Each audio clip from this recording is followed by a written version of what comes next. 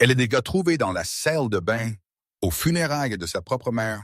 Son mari et sa meilleure amie de 15 ans, enceinte de 7 mois debout dans l'embrasure de la porte. La regardant toute sa vie se briser comme du verre sur du carrelage, il voulait un divorce. Dit qu'elle ne pouvait pas se payer un avocat. Dit qu'elle n'avait rien, ce qu'il ne savait pas, ce que personne ne savait, sa mère adoptive, la femme qui coupait des coupons et conduisait une voiture de 12 ans, cachait un secret depuis 32 ans. Un secret valant 1,3 billion de dollars. Ils l'ont jetée comme des ordures. Ils se sont moqués d'elle à son plus bas. Moment. Ils ont essayé de prendre son bébé, mais la femme qu'ils ont détruite était sur le point de devenir la personne la plus puissante qu'ils aient jamais rencontrée. Ceci est l'histoire d'Eleanor Whitmore, une femme enceinte trahie sur la tombe de sa mère, une fortune cachée qui a tout changé et une vengeance si parfaite qu'elle n'a même pas eu à lever le petit doigt. Restez jusqu'à la fin parce que ce qui arrive au mari infidèle et à la meilleure amie traîtresse, vous ne le croirez pas, leçon et signification. Cette histoire nous enseigne une vérité puissante. Les gens qui vous jettent ne décident pas de votre valeur. Votre valeur n'est pas déterminée par ceux qui ont échoué, à la voir parfois perdre tout. Et comment vous vous trouvez parfois? La pire trahison mène à la plus grande liberté, et parfois la personne que tout le monde a sous-estimée devient celle qui s'élève le plus haut. Si vous traversez une période difficile en ce moment, rappelez-vous ceci, la porte qui se ferme derrière vous pourrait ouvrir un chemin que vous n'avez jamais imaginé. Votre force n'est pas mesurée par ce qui vous arrive, elle est mesurée par ce que vous faites. Ensuite, vous êtes plus forte que vous ne le savez. Le verre à champagne se brisa contre le carrelage de la salle de bain à travers la porte. Ellie entendit la voix de son mari puis le gémissement de sa meilleure amie. Elle resta figée dans le couloir de sa maison d'enfance, le même couloir où elle avait appris à marcher, le même couloir où sa mère Rose l'avait poursuivie avec des doigts chatouilleurs, le même couloir où il y a juste 3 jours les ambulanciers avaient sorti un sac mortuaire, sa mère était morte. Le cancer avait emporté Rose Bellingham à 68 ans, et maintenant à s'aveiller avec 50 personnes en deuil, mangeant des mini-sandwichs dans le salon. Le mari d'Ellie était dans la salle de bain des invités avec sa meilleure amie. Elle connaissait ses sons, elle connaissait les 2 voix. Sa main trembla en atteignant la poignée de porte. Une partie d'elle criait de faire demi-tour, de faire semblant qu'elle n'avait pas entendu, de retourner accepter les condoléances et hocher la tête aux histoires sur la femme merveilleuse que Rose avait été. Mais les pieds d'Ellie ne reculeraient pas, ils n'avançaient que la porte n'était pas verrouillée. Grant avait Vivienne pressée contre la coiffeuse. Sa robe de deuil noir était remontée autour de sa taille. Sa bague de mariage captait la lumière de la fenêtre. La même bague qu'Ellie avait placée à son doigt. Il y a 6 ans, pendant 3 battements de cœur, personne ne bougea, puis Ellie parla, sa voix sortit plate, sans émotion, comme si elle lisait une liste de courses. « Ma mère est morte. Elle est morte depuis 3 jours. » Le visage de Grant devint blanc. Il trébucha en arrière, tâtonnant. Avec sa ceinture, le maquillage parfaitement appliqué de Vivienne était maculé. Son rouge à lèvres était sur le col de Grant Ellie. Grant leva les mains comme si elle pointait une arme sur lui. « Ellie, calme-toi, tu es enceinte, pense au bébé. » Le bébé comme si elle pouvait oublier le bébé enceinte de 7 mois et son ventre tendu contre sa robe de maternité noire. Le même ventre que Grant avait frotté juste la semaine dernière, parlant de prénoms et de couleurs de chambre de bébé. Vivienne commença à pleurer, des larmes parfaites coulant sur des joues parfaites. « Je suis tellement désolée, Ellie. » Sa voix était haletante, entraînée. « C'est juste arrivé. Nous ne voulions pas que tu le découvres comme ça, le découvrir comme s'il y avait une bonne façon, comme s'il y avait une présentation PowerPoint prévue pour mardi prochain, comme s'il y avait une carte de vœux pour cette occasion. » Quelque chose à l'intérieur d'Ellie se déconnecta. Elle se sentit flotter loin de son corps. Elle observa de quelque part près du plafond, alors que la femme enceinte en robe noire se tournait et redescendait le couloir. Elle retourna à la veillée. Elle sourit aux personnes en deuil. Elle accepta une autre casserole de Madame Henderson d'à côté. Elle hocha la tête quand la mère de Grant, Lorraine, dit quelque chose sur Rose étant dans un meilleur endroit maintenant. Son corps fonctionnait en pilote automatique, tandis que son esprit se séparait en deux. La veillée continua pendant encore 3 heures. Ellie serra des mains. Elle serra dans ses bras des parents éloignés. Elle remercia les gens d'être venus. Elle fit tout ce qu'une fille en deuil était censée faire. Grant et Vivian émergèrent finalement de la salle de bain, séparément. Bien sûr, Vivian avait refait son maquillage. Grant avait boutonné sa chemise correctement. Il se déplaçait dans la pièce comme si rien ne s'était passé, comme si Ellie n'avait pas vu ce qu'elle avait vu à 20h30 ce soir-là. La dernière personne en deuil partit enfin. Ellie se tenait dans la cuisine lavant la vaisselle. La même cuisine où Rose lui avait appris à faire de la tarte aux pommes à 8 ans. La même cuisine où Rose l'avait tenue quand elle pleurait d'être différente des autres enfants. À l'école, la même cuisine où Rose avait dit les mots qui avaient façonné toute la vie d'Ellie. La famille n'est pas le sang, chérie. La famille est un choix. Rose avait choisi. Ellie l'avait adopté comme nouveau-né d'un hôpital de Columbus, lui avait donné une maison, un nom, une vie. Et maintenant, Rose était partie. Ellie frotta un plat à gratin jusqu'à ce que ses jointures soient à vif. Elle entendit les pas de Grant derrière elle. Elle connaissait sa démarche, le pas confiant d'un homme qui croyait que le monde lui devait quelque chose. Ellie, sa voix était douce maintenant, répétée. « Nous devons parler de nous. » Elle continua à frotter le plat. À gratin. Était déjà propre, mais elle continua à frotter.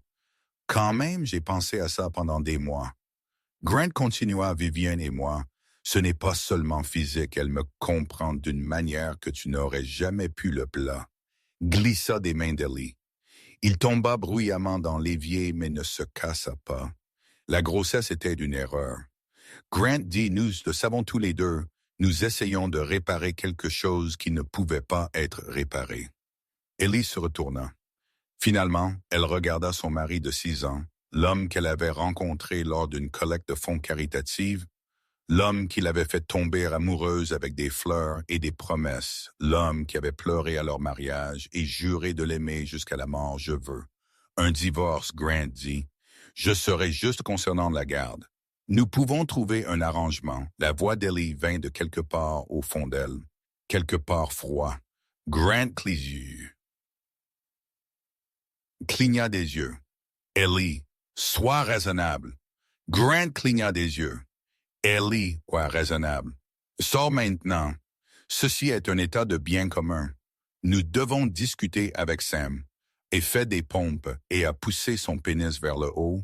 Sors de la maison de ma mère maintenant, quelque chose dans son ton, le fit reculer. Peut-être qu'il le vit dans ses yeux, le même vide qu'elle ressentait dans sa poitrine, le vide où son cœur avait l'habitude d'être. Grant attrapa sa veste au porte-manteau. Il marqua une pause à la porte. J'enverrai quelqu'un pour mes affaires. Demain ne rend pas ça difficile, puis il fut parti. Ellie se tenait seule dans la cuisine de sa mère, l'horloge au mur tic-tac. Le réfrigérateur bourdonnait quelque part dehors, un chien aboyait. Elle prit son téléphone et composa le numéro de Vivian. Il sonna 3 fois avant que sa meilleure amie ne réponde. « Ellie. » La voix de Vivian était prudente, coupable. « J'allais t'appeler, je voulais expliquer combien de temps. »« Une pause, quoi? Depuis combien de temps? »« Couches-tu avec mon mari? »« Depuis combien de temps me mènes-tu en face? » Vivian laissa échapper un souffle tremblant. « Ellie. » C'est compliqué. Combien de temps? Une autre pause plus longue. 7 fois 14 mois, le nombre frappa. Ellie, comme un coup physique, 14 mois, plus d'1 an depuis ta fête d'anniversaire.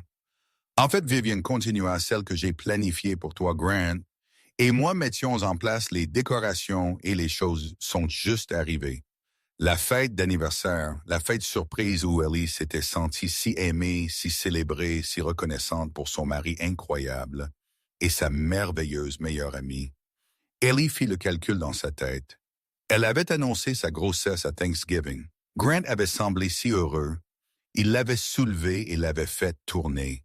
Il avait appelé sa mère avec la nouvelle avant qu'Ellie ne puisse même reprendre son souffle.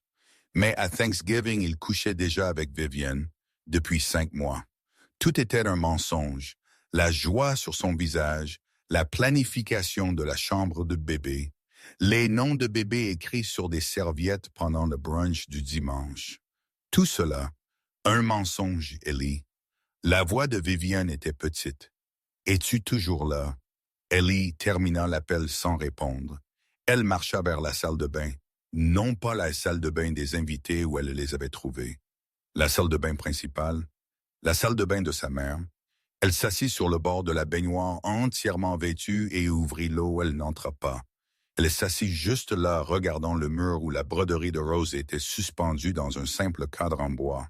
La maison est là où il t'aime. Rose avait fait cette broderie quand Ellie avait 10 ans. Elle l'avait accrochée dans chaque salle de bain de chaque maison où ils avaient jamais vécu, même l'appartement exigu pendant les années de vaches maigres. Quand Rose travaillait 2 emplois pour garder de la nourriture sur la table, la maison est là où il t'aime, le téléphone d'Ellie. Vibra un texto de Grant. J'enverrai quelqu'un pour mes affaires. Demain, ne rende pas ça difficile. Ne rende pas ça difficile, comme si elle avait créé cette situation, comme si elle avait demandé cette trahison, comme si elle était de la déraisonnable. Et elle s'assit sur le bord de cette baignoire jusqu'à ce que l'eau devienne froide, puis elle ferma le robinet et alla dans sa chambre d'enfant. Elle s'allongea sur le lit où elle avait dormi 1000 nuits. Elle regarda le plafond où Rose avait peint des étoiles phosphorescentes. Quand Ellie avait peur du noir, elle ne pleura pas. Elle était trop vide pour pleurer. Je ne suis pas folle, cela se passe, mon mari et ma meilleure amie aux funérailles de ma mère. Les étoiles brillaient faiblement vertes au-dessus d'elle. Rose les avait peintes il y a 25 ans, mais elles fonctionnaient toujours quelque part dans la maison. Une planche de plancher craquait juste la vieille maison qui s'installe. Mais pendant un moment, Ellie put faire semblant que c'étaient les pas de Rose venant la voir comme elle l'avait fait 1000 fois auparavant. Mais Rose ne reviendrait jamais. Et la vie qu'Ellie pensait avoir non plus, elle posa sa main sur son ventre. Le bébé donna un coup de pied fort et insistant, vivant. Au moins, il y avait ça. Au moins, il y avait encore cette chose pure dans un monde qui avait soudainement tourné au pourri. Ellie ferma les yeux. Elle ne dormit pas, mais elle ferma les yeux. Quand même, demain viendrait qu'elle soit prête ou non. La lumière du matin rampa à travers les rideaux comme un invité indésirable. Ellie était éveillée depuis des heures. Elle avait regardé l'obscurité, pâlir en gris, puis le gris pâlir en or. Elle avait écouté les oiseaux commencer leur chant du matin. Elle avait senti le bébé effectuer sa gymnastique habituelle du lever du soleil. Mais elle n'avait pas bougé du lit. Bouger bébé signifiait faire face à la journée. Bouger pied signifiait faire face à la réalité. Bouger signifiait accepter que tout ce qu'elle croyait sur sa vie était faux. Son téléphone avait 17 appels manqués, 12 de Grant, 5 de Vivian. Elle n'écouta pas les messages vocaux. Elle savait déjà ce qu'ils diraient. Des excuses, des justifications, des tentatives de réécrire l'histoire pour qu'il puisse dormir la nuit à 9h15. Elle se força finalement à se redresser. Son corps enceinte protestait. Son dos lui faisait mal. Ses pieds étaient gonflés. Sa tête battait à cause de la déshydratation et de l'épuisement. Elle se traîna jusqu'à la cuisine et fit du café décaféiné à cause du bébé. La tasse préférée de Rose était toujours dans l'égouttoir. Un mug en céramique blanc avec « Meilleure maman du monde » imprimé en lettres délavées. Ellie la lui avait donné pour la fête des mères quand elle avait 7 ans. Elle versa le café dans cette tasse, elle s'assit à la table de la cuisine. Elle regarda dans le vide, la sonnette retentit à 10 heures par la fenêtre. Elle put voir un homme en uniforme de déménageur. Ellie ouvre la porte. Madame Whitmore, l'homme consulta son presse-papier. « Je suis là pour récupérer quelques articles. Votre mari l'a arrangé. » Bien sûr qu'il l'a fait. Grant n'était rien sinon efficace. Le garage. Ellie dit, « Ses clubs de golf sont dans le garage. C'est tout ce qu'il obtient aujourd'hui. » L'homme eut l'air mal à l'aise, madame. « J'ai une liste ici, plusieurs cartons de vêtements, quelques appareils électroniques, quelques meubles, club de golf, garage. C'est tout. » Quelque chose dans sa voix fit hocher la tête rapidement à l'homme. Il récupéra les clubs de golf et partit en moins de 10 minutes. Ellie regarda son camion s'éloigner, puis elle retourna à son café froid. Le téléphone de la maison sonna le fixe que Rose avait insisté pour garder même si tout le monde utilisait des téléphones portables. Maintenant, Ellie faillit ne pas répondre, mais elle vit le nom sur l'afficheur. Theodore Ashford, l'avocat de Rose Madame Whitmore. La voix de Theodore était formelle mais aimable. J'espère ne pas appeler trop tôt. C'est bon, je voulais vous exprimer à nouveau mes condoléances. Votre mère était une femme remarquable. Merci. Une pause. Theodore s'éclaircit la gorge, Madame Whitmore. Il y a quelques questions que nous devons discuter concernant la succession de votre mère. Seriez-vous en mesure de venir à mon bureau cet après-midi? Sa succession, Ellie fronça les sourcils. Rose avait vécu simplement cette modeste maison. Sa Honda de 12 ans, un petit compte de retraite de ses années, comme réceptionniste dans une clinique médicale. Je ne pensais pas qu'il y avait grand-chose à discuter une autre pause plus longue, cette fois, Madame Whitmore. Je pense qu'il serait préférable que nous parlions en personne. Il y a des complexités. Complexités. Quelle complexité pourrait-il y avoir? Je serai là à 2 heures. Ellie dit elle passa les quelques heures suivantes à errer dans la maison. Elle toucha le canapé usé que Rose avait refusé de remplacer. Elle ouvrit le garde-manger, rempli de céréales de marque générique et de légumes en conserve. Elle passa ses doigts le long du comptoir de cuisine ébréché que Rose avait voulu réparer pendant des années. Mais ne l'avait jamais fait tout dans cette maison, parlait de budgétisation minutieuse, de coupons coupés et de ventes suivies d'une femme qui comptait chaque centime à 1h30. Ellie conduisit la vieille Honda de Rose au bureau de Theodore. La voiture sentait encore le parfum de rose lavande et vanille. L'odeur serra la poitrine d'Ellie. Le bureau de Theodore était dans un petit immeuble au centre-ville, pas chic mais respectable. Ellie y était déjà allée une fois, il y a des années quand Rose avait mis à jour son testament. Après le mariage d'Ellie, la réceptionniste la conduisit au bureau privé de Theodore. Il se leva pour la saluer. C'était un homme grand dans la cinquantaine avec des cheveux argentés et des yeux aimables derrière des lunettes à monture métallique. « Veuillez vous asseoir », il désigna une chaise confortable en face de son bureau.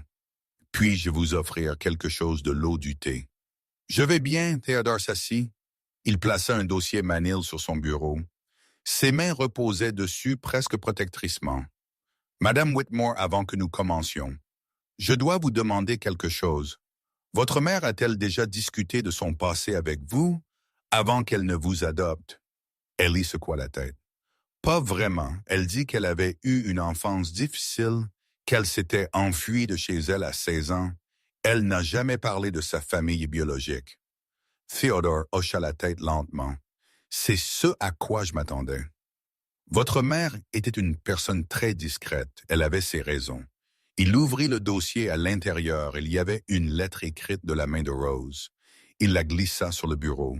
« Elle m'a demandé de vous donner ceci. Elle l'a écrite la semaine dernière, quand elle a su que la fin était proche. » Les mains d'Ellie tremblèrent en prenant la lettre. L'écriture était chancelante. La motricité fine de Rose avait défailli dans ces derniers jours. Mais les mots étaient clairs, ma chère Eleanor. Il y a des choses que j'aurais dû te dire il y a longtemps.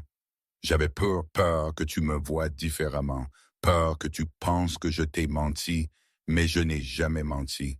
J'ai simplement omis quand je t'ai adopté.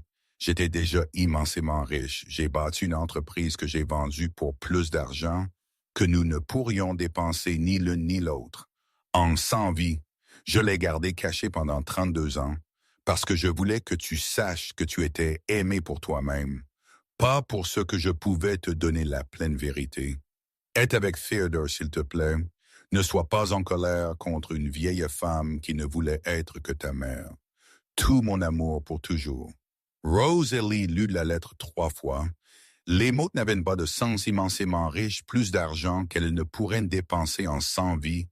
Cela d'une femme qui avait conduit une voiture de 12 ans et coupé des coupons jusqu'à ce que ses mains ne puissent plus tenir de ciseaux. « Je ne comprends pas, Ellie dit. » Theodore prit d'une profonde inspiration. « Votre mère, avant de vous adopter, a bâti une entreprise pharmaceutique à partir de rien. Elle était une chimiste brillante, autodidacte. Elle a développé un médicament qui a révolutionné le traitement de certains troubles sanguins. Elle a vendu l'entreprise quand elle avait 35 ans, mais elle a conservé les brevets et fait des investissements stratégiques. Ellie le regarda une entreprise pharmaceutique, l'une des startups les plus réussies de l'histoire de l'Ohio. Elle l'a vendue à une grande corporation, puis a passé les 3 décennies suivantes à faire croître sa fortune grâce à des investissements anonymes. L'immobilier, la technologie, l'énergie propre, elle avait des participations et des entreprises que vous reconnaîtriez instantanément. Mais elle vivait dans une maison de 3 chambres. Elle conduisait une Honda. Elle a choisi de vivre ainsi. Elle aurait pu acheter des manoirs, des jets privés, tout ce qu'elle voulait. Mais elle ne voulait pas ces choses. Elle voulait une vie simple avec sa fille. L'esprit d'Ellie tournait, rien de tout cela n'était possible. Rien de tout cela n'était réel. Combien sa voix sortit comme un murmure? Combien vaut la succession? Theodore la regarda, ses yeux. Son expression était sérieuse à la clôture du marché d'hier. La succession de votre mère est évaluée à environ 1,3 billion de dollars. La pièce pencha. Ellie agrippa les accoudoirs de sa chaise. 1,3 billion de dollars, pas millions, pas milliards, billions. Ce n'est pas possible. Je vous assure, c'est tout à fait réel. Votre mère a passé des décennies à cacher sa richesse. Elle a créé des sociétés écrans et des fiducies aveugles. Elle a fait des dons anonymes à des centaines d'œuvres de bienfaisance, mais elle a gardé le cœur de sa fortune intact et elle vous a tout laissé la lettre, glissa des doigts d'Ellie. Elle flotta au sol comme une feuille. Pourquoi la voix d'Ellie se brisa? Pourquoi cacherait-elle cela? L'expression de Theodore s'adoucit. Votre mère a elle-même été adoptée quand elle était jeune. Sa famille adoptive a découvert que ses parents biologiques avaient été riches. Ils l'ont utilisé, l'ont manipulé, ont essayé de réclamer de l'argent d'héritage qui n'était pas le leur. Elle s'est enfuie à 16 ans pour leur échapper. Elle a tout construit elle-même à partir de rien, et elle a juré que son enfant ne serait jamais une cible. Elle y pensa à tous les anniversaires avec des gâteaux faits de maison à tous les Noëls, avec des cadeaux soigneusement budgétisés à toutes les fois, où Rose avait dit qu'elle ne pouvait pas se permettre quelque chose, alors qu'en réalité, elle aurait pu acheter n'importe quoi dans le monde. C'était tout pour elle, tout pour s'assurer qu'Ellie savait qu'elle était aimée pour elle-même. Il y a plus, Theodore dit doucement, mais peut-être devrions-nous faire une pause, c'est beaucoup à digérer. Ellie secoua la tête. Dis-moi tout. Theodore expliqua pendant les 2 heures suivantes l'entreprise pharmaceutique, les brevets, les investissements, les fondations caritatives que Rose avait financées anonymement, pendant des décennies des hôpitaux, des orphelinats, des refuges pour femmes, des bourses universitaires pour les enfants placés en famille d'accueil. Rose n'avait pas seulement fait de l'argent, elle avait discrètement changé des milliers de vies sans jamais s'en attribuer le mérite. Quand Theodore eut enfin fini, Ellie resta assise en silence. Le soleil de l'après-midi avait traversé la pièce. Les ombres s'allongeaient sur les murs. Que se passe-t-il maintenant? Demanda-t-elle. Non, mais quoi? Maintenant, nous commençons le processus de transfert de la succession à vous. Cela prendra du temps. Le testament doit être déposé auprès du tribunal des successions. Une fois cela fait, l'information devient un dossier public. Dossier public, ce qui signifiait que Grant le découvrirait. Combien de temps avant que cela ne devienne public? Theodore considéra, nous pouvons retarder de quelques semaines, peut-être un mois, mais finalement le monde le saura. Ellie pensa à Grant, à ses demandes de divorce, à ses affirmations, qu'elle ne pouvait pas se payer un avocat à sa confiance, arrogante, qu'il détenait toutes les cartes. Il n'avait aucune idée, aucune du tout. Retarde-le. Ellie dit le plus longtemps possible. Theodore hocha la tête. Il y a encore une chose, votre mère m'a laissé des instructions spécifiques. Elle a dit, et je cite, « Quand les loups encerclent, rappelez à Eleanor qu'elle est plus forte qu'elle ne le sait plus. Forte qu'elle ne le sait. » Rose avait dit ces mots exacts lors de sa dernière journée lucide. Ellie avait pensé qu'elle parlait de la mort du chagrin. Mais Rose avait su, elle avait su que Grant partirait, peut-être pas les détails, mais elle avait vu quelque chose, senti quelque chose, et elle avait essayé de préparer sa fille. Ellie ramassa la lettre du sol Elle la plia soigneusement et la mit dans son sac. Merci, Théodore. Il y a beaucoup plus à discuter, mais cela peut attendre que vous ayez eu le temps d'absorber tout cela. Ellie rentra chez elle dans un état second. Le moteur de la Honda cliquetait sur une bosse de la route. La climatisation sifflait. La radio ne fonctionnait que sur 3 stations, 1,3 billion de dollars, et elle conduisait une voiture plus vieille que certains de ses anciens collègues. Elle s'engagea dans l'allée de la modeste maison coloniale. La maison où elle avait grandi. La maison où Rose lui avait appris à faire du vélo dans le jardin. La maison où chaque souvenir de son enfance vivait. Elle traversa les pièces avec de nouveaux yeux. Le canapé usé, les céréales génériques, le comptoir ébréché, tout cela était un choix.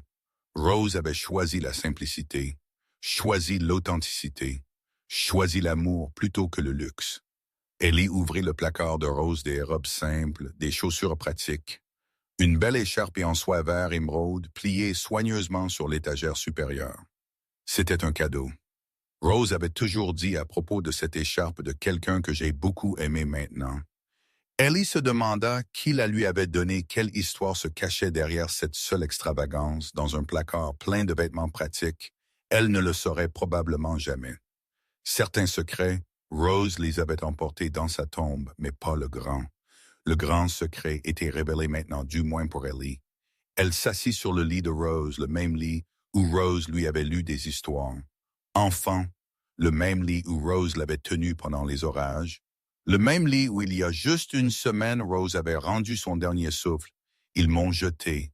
Grant et Vivian, ils m'ont jeté comme des ordures, qu'ils pensent que je ne suis rien, qu'ils pensent qu'ils ont gagné pour la première fois, depuis qu'elle avait trouvé Grant et Vivian dans la salle de bain.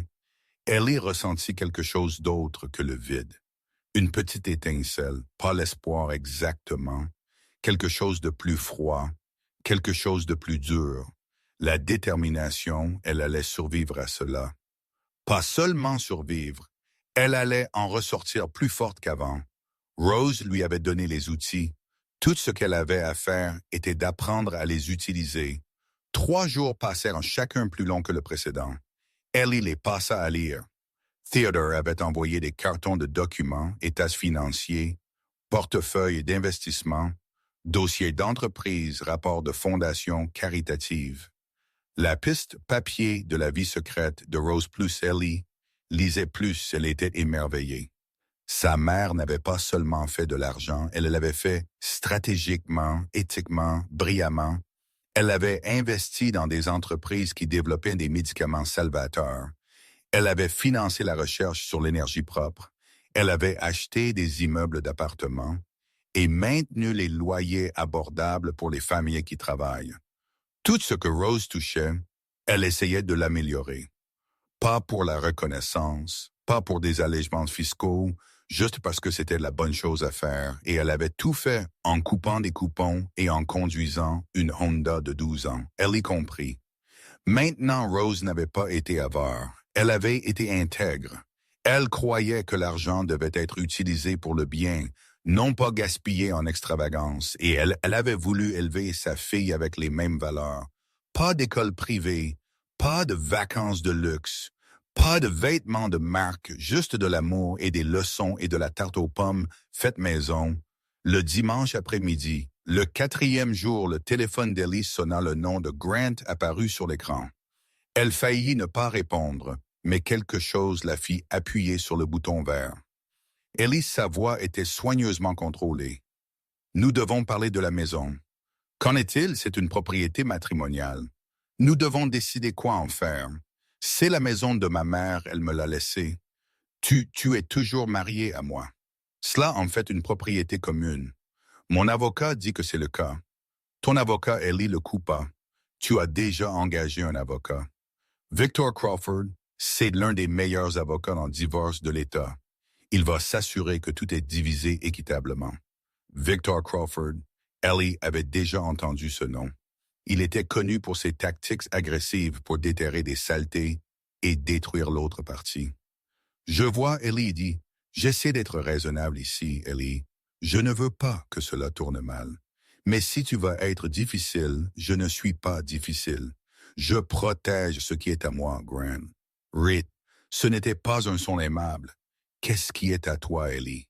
Tu n'as même pas de travail. Tu as été licencié il y a 3 mois. Tu te souviens. Tu n'as pas de revenus, pas d'économie, pas de moyen de payer un avocat. La chose intelligente à faire serait d'accepter mon offre et de passer à autre chose. La chose intelligente selon Grant. La chose intelligente était toujours ce qui bénéficiait à Grant. Quelle offre? Ellie demanda. Je garde la maison où nous avons vécu ensemble. Tu gardes la maison de ta mère, nous partageons la garde, 5,50. Je ne demanderai pas de pension alimentaire, même si je pourrais probablement, étant donné ta situation professionnelle. Comme c'est généreux. J'essaie d'être juste le mot. Avec un goût de cendre dans la bouche d'Ellie, j'y réfléchirai, dit-elle, ne réfléchis pas trop longtemps. Victor dit, Ellie mit fin à l'appel. Elle était assise dans la cuisine de sa mère, entourée des documents d'un empire valant 1,3 billion de dollars. Et elle rit pas un rire joyeux, un rire amer. Grant pensait qu'elle était fauchée. Il pensait qu'elle était impuissante. Il pensait pouvoir la contraindre à la soumission. Il n'avait aucune idée à qui il avait affaire. Elle appela Theodore. J'ai besoin du meilleur avocat en divorce de l'Ohio, dit-elle, quelqu'un qui peut tenir tête à Victor Crawford. Je sais exactement qui recommander Diane. Prescott, elle est légendaire. Elle est aussi terrifiante et elle organise une réunion. C'est cet après-midi-là. Elle y fit quelque chose qu'elle avait évité. Elle retourna à la maison qu'elle avait partagée avec Grant. Elle avait besoin de vêtements. Elle avait besoin de documents. Elle avait besoin de voir par elle-même ce qui restait de la vie. Qu'elle pensait avoir la voiture de Grant était dans l'allée ainsi qu'une autre voiture. Une élégante Mercedes blanche qu'Ellie reconnut instantanément la voiture de Vivian. Un instant. Ellie envisagea de partir. Mais non, c'était toujours sa maison aussi. Elle avait tout le droit d'être ici. Elle entra par la porte d'entrée, sans frapper. Grant et Vivian étaient dans le salon. Ils emballaient des cartons ensemble, riant ensemble. Vivian tenait l'un des pulls d'Ellie, le cachemire bleu pâle que Rose lui avait donné pour Noël il y a 2 ans. Elle n'en aura pas besoin. Vivian dit, c'est trop petit pour les femmes enceintes. De toute façon, quelque chose à l'intérieur d'Ellie devint très calme, très froid. Pose ça, dit-elle Grant, et Vivian se retournèrent un instant. Ils ressemblaient à des adolescents surpris par un parent coupable, défensif, effrayé. Puis l'expression de Grant s'endurcit. Ellie, nous ne t'attendions pas, évidemment. Nous sommes juste en train de trier les choses, de déterminer ce qui est à moi et ce qui est à toi. Ce pull est à moi. Pose-le. Viviane laissa tomber le pull comme s'il l'avait brûlé. Elle recula, se positionnant derrière Grant et Ellie. Sois raisonnable. Grant dit, nous sommes tous des adultes ici. Nous pouvons faire cela civilement. Civilement, il voulait de la civilité. Après ce qu'il avait fait, après ce qu'ils avaient tous deux fait, je veux que vous soyez tous les deux hors de cette maison. Dans 1 heure, il dit, sa voix était calme, plate, sans émotion. Ne prenez que ce qui est clairement à vous. Vos vêtements, vos clubs de golf, votre collection de balles de baseball signées. Rien qui était un cadeau de moi ou de ma famille. Rien qui appartienne à nous deux. Mon avocat sera en contact pour le reste. Le visage de Grant rougit. Ton avocat. Ellie, tu ne peux pas te payer un avocat. Tu es au chômage, tu n'as plus d'argent. Il ne dit pas le mot, mais il planait dans l'air, Ellie. Avait perdu son emploi à l'organisation à but non lucratif il y a 3 mois, coupe budgétaire. Ils avaient dit, elle avait cherché du travail, mais la maladie de Rose avait tout consommé. Grant pensait connaître sa situation. Il pensait détenir tout le pouvoir. Ellie faillit sourire 1 heure, répondit-elle, et ne revient pas sans une ordonnance du tribunal. Elle se tourna et sortit de la porte. Elle pouvait entendre Grant bredouiller derrière elle, entendre Viviane chuchoter quelque chose. Mais elle ne regarda pas en arrière. Elle se rendit à un café à 2 pâtés de maison. Elle commanda un latte décaféiné et s'assit près de la fenêtre. Elle regarda les minutes s'égrener sur son téléphone. Exactement 1 heure plus tard qu'elle retourna à la maison. La voiture de Grant était partie ainsi que la Mercedes de Vivian. Ils avaient pris plusieurs cartons, mais ils avaient laissé plus qu'ils n'avaient pris bien. Ellie emballa une valise de ses propres vêtements.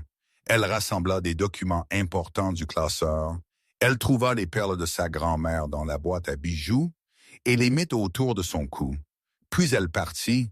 Elle ne regarda pas en arrière cette nuit-là seule dans la maison de sa mère, Ellie, se permit de se souvenir non pas des souvenirs récents, non pas de la trahison et des mensonges, les souvenirs plus anciens, ceux qui faisaient mal d'une manière différente.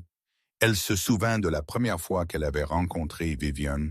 La première année d'université, elles avaient été assignées aléatoirement comme colocataires dans une chambre d'étudiants exiguë. Vivian pleurait parce qu'elle s'ennuyait de sa famille.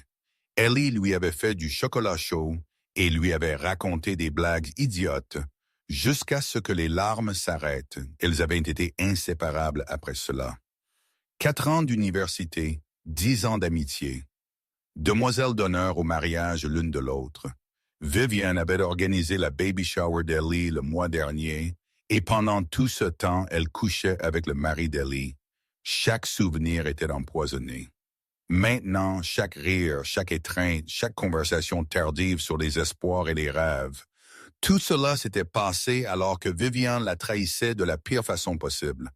Ellie se souvint du jour de son mariage. Comment Vivian l'avait aidé avec sa robe. Comment Vivian avait dit « Grant a tellement de chance, mais ses yeux avaient été froids. » Ellie s'était dit qu'elle l'avait imaginé. Elle avait trouvé des excuses, elle y avait cru ce qu'elle voulait croire. Elle se souvint des plaintes de Grant à propos de Rose. Comment il avait dit que sa mère était trop impliquée dans leur vie. Comment il avait mal supporté les dîners du dimanche et les visites de vacances. Ta mère t'étouffe, avait-il dit. Une fois, tu dois couper le cordon. Mais Rose mourait. Rose était le seul parent qu'Ellie ait jamais connu, et Grant avait voulu qu'elle abandonne sa mère pour qu'il puisse passer plus de temps avec sa maîtresse. Elle se souvint du dernier jour lucide de Rose, comment elle avait serré la main d'Ellie avec une force surprenante, comment ses yeux avaient été clairs et féroces malgré la morphine. « Tu es plus forte que tu ne le sais. » Rose avait dit, « Souviens-toi de cela quand les loups t'encercleront. Tu es plus forte que tu ne le sais à l'époque. » Ellie avait pensé qu'elle parlait de la mort, du chagrin, de la douleur inévitable de perdre un parent. Mais Rose avait vu quelque chose, quelque chose. Peut-être avait-elle remarqué la façon dont Grant regardait Vivian.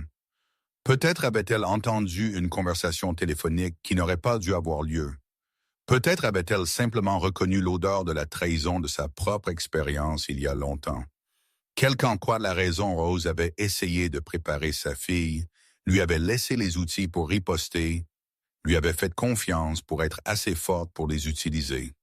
Ellie s'assit dans le fauteuil de Rose dans le salon, le fauteuil où Rose avait lu 1000 livres, le fauteuil où Rose s'était assoupie en regardant de vieux films. Les dimanches soirs tard, le fauteuil où Rose avait passé ses dernières semaines à la maison avant que l'hôpital ne devienne nécessaire, le tissu sentait toujours la lavande et la vanille. Chaque souvenir qu'elle avait était maintenant une question, les fêtes d'anniversaire sur cette table de cuisine, les virées au supermarché, où Rose comparait les prix pendant 20 minutes, des séances de découpage de coupons qui avaient semblé si fastidieuses. Enfant, tout cela était réel, et tout cela était incomplet. La surface d'un lac qui cachait un océan en dessous. Qui était la femme qu'elle appelait maman? Pas la réceptionniste qui travaillait dans double poste. Pas la budgétisatrice minutieuse qui comptait chaque centime, mais la brillante chimiste qui a bâti un empire. La philanthrope secrète qui a changé des milliers de vies. L'investisseuse stratégique qui a transformé des millions en trillions. Rose avait été toutes ces personnes et elle avait caché la majeure partie d'elle-même afin qu'Ellie puisse avoir une enfance normale. Le sacrifice de cela coupa le souffle à Ellie. Elle prit son téléphone, elle ouvrit le message, texte de Grant. « J'enverrai quelqu'un pour mes affaires. » Demain ne rend pas ça difficile, elle tapa une réponse, la supprima. en tapa une autre, la supprimant aussi. Finalement, elle posa le téléphone sans rien envoyer. Qu'il attende, qu'il se demande, qu'il pense qu'elle était brisée et impuissante, parce que quand les loups encerclaient la proie qui survivait, était celle qu'il sous-estimait. 2 semaines passèrent 2 semaines à lire des documents et à rencontrer des avocats et à apprendre lentement la forme d'un empire dont elle ignorait l'existence. Le bureau de Diane Prescott était dans un gratte-ciel du centre-ville. La salle d'attente était décorée d'un minimalisme coûteux. La réceptionniste offrit à Ellie de l'eau pétillante dans un verre en cristal. Diane elle-même était une petite femme dans la cinquantaine avec des cheveux argentés et les yeux d'un faucon. Elle serra la main d'Ellie avec une poignée plus forte que prévu. Theodore m'a parlé de votre situation. Diane dit tout cela, y compris les parties qui ne sont pas encore publiques. Et je dois dire, Madame Whitmore, cela va être le cas de divorce le plus intéressant que j'ai traité en 30 ans. Elle s'assirent dans le bureau d'angle de Diane. La vue montrait la skyline de la ville. Le bureau était aussi net qu'une table de chirurgie. Racontez-moi tout. Diane dit depuis le début. Ellie parla pendant 2 heures de Grant, de Vivian, des funérailles et de la salle de bain et de la trahison dévastatrice de la fortune secrète de Rose et de la lettre qui changea tout. Diane écouta sans interrompre. Elle prit des notes sur un bloc-notes juridique jaune quand Ellie eut enfin terminé. Diane posa son stylo. « Votre mari a déjà fait plusieurs erreurs, Diane dit. A engagé Victor Crawford. Victor est agressif, mais il est négligent. Il gagne par intimidation, pas par préparation. Il suppose que ses adversaires plieront Grant. Dit Victor était l'un des meilleurs de l'État. Victor est l'un des plus chers de l'État. Ce n'est pas la même chose. Le sourire de Diane était mince. Je l'ai battu 4 fois. Il m'a battu 1 fois. Et cette fois-là, c'était parce que mon client m'avait menti sur des biens cachés. Je ne vous mentirai pas. Je sais que vous ne le ferez pas. Theodore l'a clairement indiqué. Diane se pencha en avant. Voici ce qui va se passer. Grant va supposer que vous êtes fauchée et impuissante. Il va déposer des requêtes agressives conçues pour vous intimider afin de régler rapidement. Il va affirmer que vous étiez une épouse inadéquate, une partenaire inadéquate. Quel que soit le récit qui le fait passer pour la victime. C'est absurde, bien sûr que ça l'est, mais c'est aussi prévisible. Et les adversaires prévisibles sont faciles à vaincre. Diane ramassa un document de son bureau. C'est ce que Victor a déposé hier. C'est une requête affirmant que la maison de votre mère est une propriété matrimoniale, parce que vous ne la possédiez pas. Indépendamment avant votre mariage, il demande également que vous payiez les honoraires d'avocat de Grant, citant votre chômage volontaire. Ma mère était mourante, j'ai quitté mon emploi pour m'occuper d'elle. Je sais, et nous présenterons cette preuve. Mais voici la partie intéressante. Diane glissa un autre document sur le bureau. C'est une déclaration de Vivian Caldwell, soutenant la requête de Grant Ellie, sentit son estomac se nouer. Qu'est-ce que ça dit, Vivian? Affirme que vous étiez émotionnellement instable tout au long de votre mariage, que vous avez accusé Grant d'aventures multiples fois sans raison, que vous étiez paranoïaque et contrôlante, que vous avez négligé votre mari pour vous concentrer sur l'approbation de votre mère. Rien de tout cela n'est vrai, je sais, mais Vivienne vous connaît depuis 15 ans. Elle connaît vos insécurités, elle connaît vos peurs et elle les utilise contre vous. Ellie lut la déclaration de Vivienne. Elle faisait 12 pages de long, 12 pages de mensonges et de demi-vérités et de souvenirs soigneusement tordus. Vivian avait militarisé leur amitié. Chaque moment vulnérable qu'Ellie avait partagé était maintenant une preuve d'instabilité, c'est une diffamation. Ellie dit oui, c'est aussi découvrable. Les yeux de faucon de Diane brillèrent en tout ce que Vivian prétend dans cette déclaration. Nous pouvons enquêter sur chaque date, chaque conversation, chaque incident supposé de paranoïa, et quand nous prouverons qu'elle ment sous serment, elle fera face à des conséquences importantes. Le parjour est une affaire sérieuse. Diane se pencha en arrière. Voici ma stratégie. Nous laissons Grant et Victor penser qu'ils gagnent. Nous ne révélons pas la succession de votre mère avant le dernier moment possible. Nous documentons chaque mensonge, chaque exagération, chaque pièce de manipulation, puis nous présentons tout en une seule fois, un piège, une avalanche. Ils ne la verront pas venir. Diane se leva en attendant. J'ai besoin que vous continuiez à vivre comme si rien n'avait changé. Restez dans la maison de votre mère. Ne faites pas de gros achats. Ne contactez pas Grant ou Vivian directement. Tout passe par moi. Ellie hocha la tête. Elle comprit le jeu se jouait à plusieurs niveaux, et pour la première fois depuis qu'elle avait trouvé Grant dans cette salle de bain, elle se sentit du côté des gagnants. Ce soir-là, son téléphone sonna la mère de Grant, Lauren. Ellie envisagea de ne pas répondre, mais Lauren continuerait à appeler, mieux valait en finir. Eleanor, chérie, la voix de Lauren était de la soie sur de l'acier. Je suis si contente de vous avoir eu. Je sais que cela doit être un moment difficile, que voulez-vous, Lauren. Je voulais vous parler de mère à mère, enfin de mère à presque mère. Un léger rire. Je sais que Grant s'est mal comporté. Les hommes sont des créatures faibles parfois, mais nous ne devons pas laisser les émotions obscurcir notre jugement. Ellie ne dit rien. Grant mérite d'être heureux. Lauren continua. Et franchement, chérie, vous deux n'avez jamais été vraiment compatibles. Des milieux différents, des attentes différentes, peut-être. Est-ce mieux pour tout le monde, même le bébé? Même le bébé, les enfants ont besoin de foyers stables. Eleanor, votre comportement dernièrement a été préoccupant. Les décisions erratiques, le refus de communiquer. Je m'inquiète du type d'environnement que vous fourniriez. Il y avait la menace derrière la douceur. Lauren posait les bases d'une bataille pour la garde. Merci de votre préoccupation. Ellie dit, je le garderai à l'esprit. J'espère que vous le ferez, chérie. Je le pense vraiment. Grant est prêt à être généreux. Mais si vous forcez cela devant le tribunal, eh bien un soupir, les tribunaux peuvent être si imprévisibles, et les avocats aiment bien déterrer des saletés. Ellie mit fin à l'appel sans répondre. Elle était assise dans l'obscurité grandissante du salon de sa mère. Les menaces s'accumulaient. Grant, Victor, Vivian, Lauren, tous l'encerclaient, tous supposaient qu'elle était faible. Ils n'avaient aucune idée de ce qui allait arriver le lendemain matin. Ellie reçut un appel de Theodore. « Il y a quelque chose que vous devriez savoir, dit-il, à propos du cabinet d'avocats de Grant. Qu'en est-il? Ils ont essayé de retracer les actifs de votre mère. Pendant des années, ils représentent des clients qui ont perdu des litiges de brevets contre l'ancienne entreprise pharmaceutique de Rose. Ils ont toujours soupçonné que la succession Bellingham était plus importante qu'il n'y paraissait. » Ellie eut froid. « Voulez-vous dire que le cabinet de Grant est enquêté sur ma mère? Et non Grant personnellement.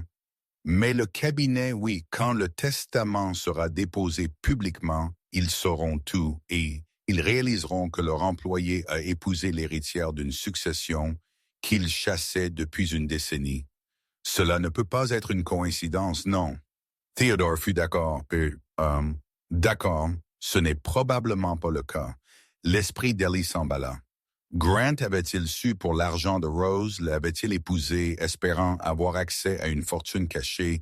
Leur relation entière était-elle basée sur un soupçon qui n'avait jamais abouti? « J'ai besoin de réfléchir, dit-elle. Prenez votre temps, mais rappelez-vous que le dépôt du testament ne peut être retardé que si longtemps. Nous avons peut-être encore 3 semaines avant que cela ne devienne public. 3 semaines pour se préparer, 3 semaines pour monter son dossier, 3 semaines avant que le monde n'apprenne qui était vraiment Rose Bellingham et qui sa fille était sur le point de devenir. Les jours raccourcirent. Septembre s'estompa en octobre. Les feuilles de l'érable ancien dans le jardin de Rose devinrent or et rouges, puis dérivèrent au sol comme des souvenirs de papier. Ellie était enceinte de 8 mois. Maintenant, le bébé donnait des coups de pied constamment forts et insistants, impatient d'entrer dans un monde qui n'avait aucune idée qu'elle arrivait. Theodore envoya d'autres documents, des milliers de pages, détaillant les affaires de Rose, les stratégies d'investissement, les accords de brevets, Les structures d'entreprise si complexes qu'elle donnait des maux de tête à Ellie, mais elle lut tout chaque mot, chaque note de bas de page, chaque annexe si elle devait hériter d'un empire. Elle devait comprendre comment cela fonctionnait. Diane appela avec des mises à jour. L'équipe juridique de Grant avait déposé 3 autres requêtes, chacune plus agressive que la précédente. Ils voulaient la maison, ils voulaient la voiture, ils voulaient qu'Ellie subisse une évaluation psychologique. Ils essaient d'établir un modèle. Diane expliqua s'ils peuvent convaincre un juge que vous êtes mentalement instable. Ils ont des motifs pour la garde complète, basés sur les mensonges de Viviane, basés sur ce qu'ils affirment être le témoignage de votre ami. La plus proche, c'est pourquoi nous avons besoin de témoins qui peuvent contrer son récit. La plupart de mes amis sont aussi les amis de Grant ou ceux de Viviane. Il doit y avoir quelqu'un, un collègue, un voisin, n'importe qui peut témoigner de votre caractère, Ellie. Pensa que la plupart de ces relations avaient été filtrées par Grant ou Viviane. L'amitié toxique avait été si accaparante qu'elle avait négligé d'autres connexions. Mais il y avait une personne, Charlotte Henderson. Elles avaient travaillé ensemble à l'organisation à but non lucratif avant qu'Ellie ne soit licenciée. Charlie, comme tout le monde l'appelait, avait toujours été honnête, parfois douloureusement. Alors, je connais peut-être quelqu'un, Ellie dit. Elle appela Charlie cet après-midi-là. Ellie Whitmore, la voix de Charlie, était chaleureuse, surprise. « J'ai voulu te contacter. J'ai entendu parler de ta maman. Je suis tellement désolé, merci. Et j'ai entendu parler de Grant et Viviane. » Le ton de Charlie s'endurcit. Cette femme est une serpente et une prada. Elle l'a toujours été. Tu n'as jamais rien dit, m'aurais-tu cru? Ellie marqua une pause. Non, probablement pas. C'est ça avec les serpents. Ils sont très bons pour ressembler à des écharpes de soie jusqu'à ce qu'ils soient enroulés autour de ton cou. Charlie soupira. Alors que puis-je faire pour toi? Je suppose que ce n'est pas juste un appel pour prendre des nouvelles. Ellie expliqua la situation. Pas tout, pas l'héritage, mais assez pour que Charlie comprenne ce qui était en jeu. Laisse-moi bien comprendre, Charlie dit Grant. T'as trompé avec ta meilleure amie aux funérailles de ta mère, alors que tu étais enceinte de 7 mois, et maintenant il essaye de te faire passer pour la folle. C'est le résumé. Je témoignerai absolument pour toi. Je témoignerai au tribunal. Je témoignerai à la télévision. Je l'écrirai dans le ciel si ça aide. La voix de Charlie était féroce. Je t'ai vu au travail tous les jours pendant 3 ans. Tu étais la personne la plus stable, compétente. Fiable de ce bureau, quiconque dit le contraire ment à travers ses dents. Pour la première fois depuis des semaines, Ellie sentit des larmes lui piquer les yeux. Non pas des larmes de tristesse, des larmes de gratitude. Merci Charlie, ne me remercie pas. Gagne juste quelques jours plus tard. Charlie vint lui rendre visite. Elle apporta des courses, elle apporta des articles pour bébé, elle apporta sa marque particulière d'honnêteté directe qui coupait à travers le non-sens, comme un couteau. Elle s'assirent dans la cuisine de Rose, buvant du café décaféiné, pendant que Charlie examinait les modestes environs. « C'est donc ici que tu as grandi. » Charlie dit « doux foyer, c'est sympa. » Confortable. Charlie jeta un coup d'œil autour. Ta maman gardait ça simple, hein? Elle croyait qu'il fallait vivre selon ses moyens. Ellie faillit rire de l'euphémisme. Elle était pratique de cette façon. J'aurais aimé la rencontrer. Elle a l'air d'avoir été quelqu'un de spécial. Elle l'était. Elles parlèrent pendant des heures du divorce, des tactiques de Grant, des trahisons de Vivian. Charlie avait des opinions bien arrêtées sur tout cela. Tu sais, ce qui me brûle le plus, Charlie dit, ce n'est pas la tricherie, les hommes trompent. C'est dégoûtant, mais ça arrive. Ce qui me brûle, c'est Viviane. Cette femme était censée être ta sœur, et elle t'a poignardé dans le dos tout en te souriant en face. 14 mois. Ellie dit, ils étaient ensemble pendant 14 mois avant que je ne le découvre. 14 mois de mensonges. 14 mois de feinte à chaque fois qu'elle te serrait dans ses bras, à chaque fois qu'elle te posait des questions sur ton mariage, à chaque fois qu'elle te donnait des conseils. Charlie secoua la tête. Cela demande un genre spécial de mal. Ellie avait pensé la même chose plusieurs fois tard la nuit quand elle ne pouvait pas dormir. et les souvenirs se rejouaient dans son esprit comme un film d'horreur. Je lui faisais confiance. Ellie dit doucement plus qu'à presque n'importe qui que je connais. Et c'est pourquoi ça fait si mal. Charlie tendit la main à travers la table et serra la main d'Ellie. Mais voici le truc, tu vas survivre à ça, tu vas en ressortir plus forte que tu ne l'étais avant, et ils vont regretter chaque chose qu'ils t'ont faite. Ellie voulait la croire. Elle voulait désespérément croire qu'il y avait de la lumière au bout de ce tunnel. Mais en ce moment, tout ce qu'elle pouvait voir était l'obscurité. Cette nuit-là, Ellie reçut le dernier dépôt des avocats de Grant. C'était pire que tout ce qui avait précédé. Victor Crawford avait engagé un détective privé. Ils avaient fouillé le passé d'Ellie, ses dossiers universitaires, son historique d'emploi, ses dossiers médicaux, d'une brève période de thérapie après le décès d'un ami de la famille. Quand elle avait 22 ans, ils utilisaient le soutien psychologique pour le deuil, comme preuve d'instabilité mentale. Ils affirmaient également qu'Ellie avait un historique de comportement erratique. Spécifiquement, ils citaient un incident d'il y a 6 ans quand elle avait appelé la police parce qu'elle pensait que quelqu'un cambriolait son appartement. La police n'avait rien trouvé. Les avocats de Grant appelèrent cela une hallucination. Ellie se souvint de cette nuit-là. Elle avait entendu des bruits étranges. Grant était absent pour le travail. Elle avait eu peur et était seule, et elle avait fait la chose raisonnable. Mais maintenant, c'était de la preuve qu'elle était folle, et il y avait plus. Vivian avait fourni des déclarations supplémentaires, plus de mensonges, plus de souvenirs tordus, plus de poison. Ellie s'assit dans le fauteuil de sa mère et lut chaque mot. L'assassinat de caractère était approfondi, professionnel, conçu pour la faire paraître inapte à la garde. Il voulait lui enlever son bébé. Cette pensée cristallisa quelque chose en elle. Une clarté froide qui coupa à travers le brouillard du chagrin et de la trahison. Il pouvait venir pour sa maison. Il pouvait venir pour son argent. Il pouvait détruire sa réputation et traîner son nom dans la boue, mais il ne prendrait pas son enfant. Elle appela Diane. J'ai lu le dossier. Ellie dit, j'allais justement vous appeler. C'est mauvais, mais c'est aussi désespéré. Victor jette tout contre le mur pour voir ce qui colle. Ils utilisent mon soutien psychologique pour le deuil contre moi, ce qui est en fait une information privilégiée qu'ils ont obtenue de manière impropre. Nous pouvons déposer une requête pour qu'elle soit exclue. La voix de Diane était calme, confiante. Ils ont fait une erreur. Ils sont trop agressifs. Ils ne pensent pas clairement parce qu'ils pensent que je n'ai rien pour me battre exactement. Et quand nous révélerons ce que vous avez réellement, tout leur dossier s'effondrera une pause. Ellie, je dois vous demander quelque chose et j'ai besoin que vous répondiez honnêtement. Allez-y. Y a-t-il quelque chose dans votre passé qui pourrait être utilisé contre vous? Absolument n'importe quoi. Parce que s'il y en a, j'ai besoin de le savoir maintenant pour que nous puissions nous préparer. Ellie réfléchit vraiment à chaque erreur qu'elle avait jamais commise à chaque moment, embarrassant à chaque secret qu'elle avait gardé. Non, dit-elle finalement. J'ai vécu une vie ennuyeuse, Diane. La chose la plus excitante que j'ai jamais faite a été d'épouser Grant. Et nous savons tous les deux comment cela s'est terminé. Diane rit d'un vrai rire. Le premier qu'Ellie avait entendu d'elle, bien.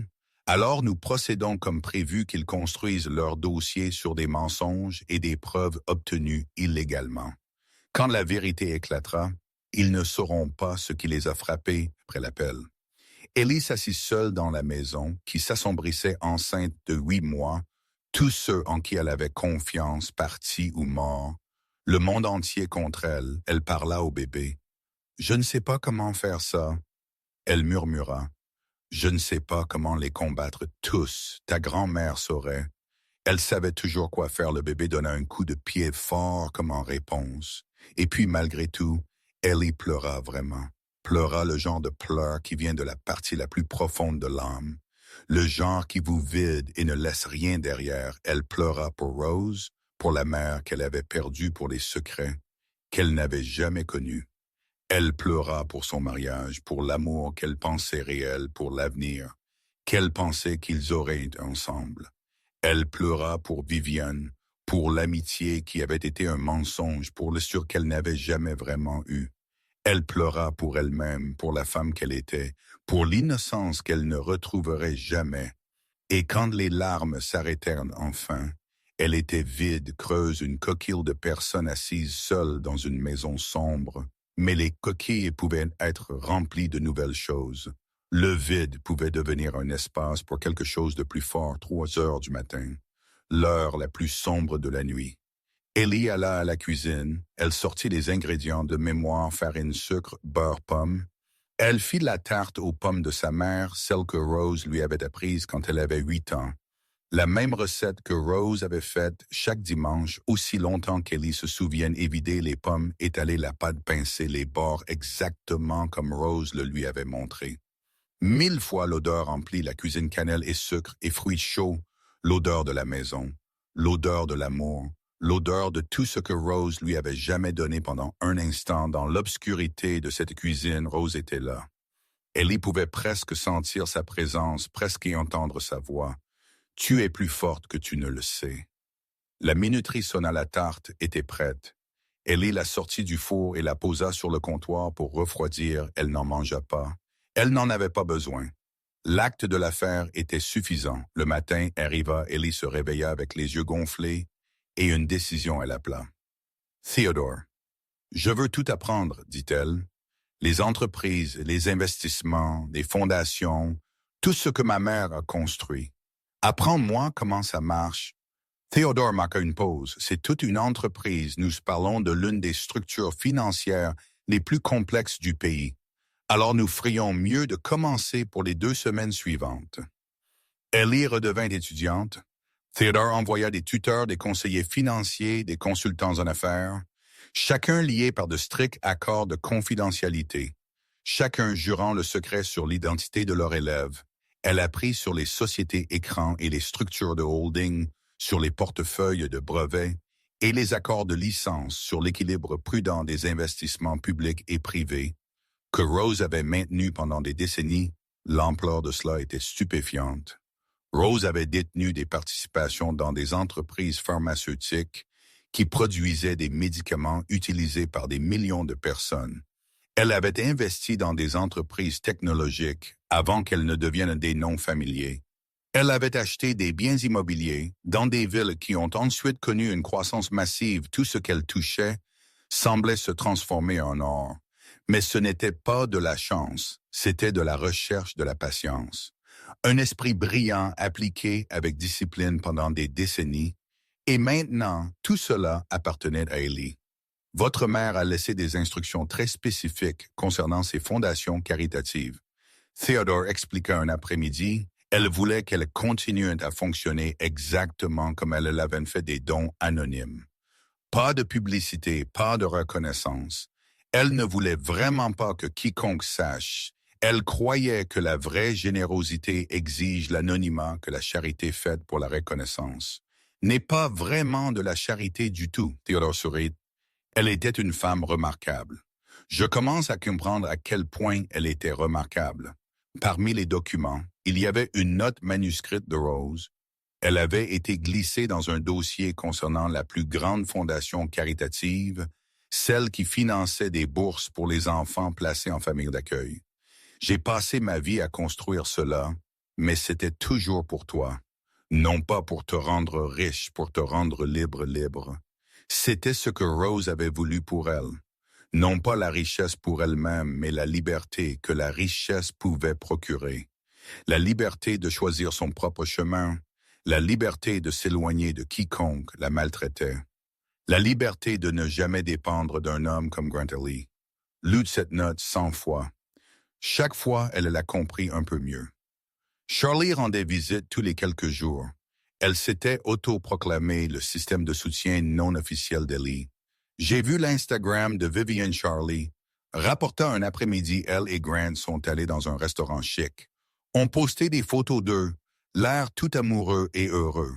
Je ne veux pas savoir, tu as raison, tu n'as pas à le savoir.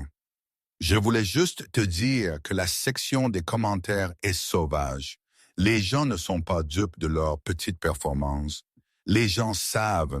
Les rumeurs se propagent. Tu sais comment fonctionnent les cercles sociaux.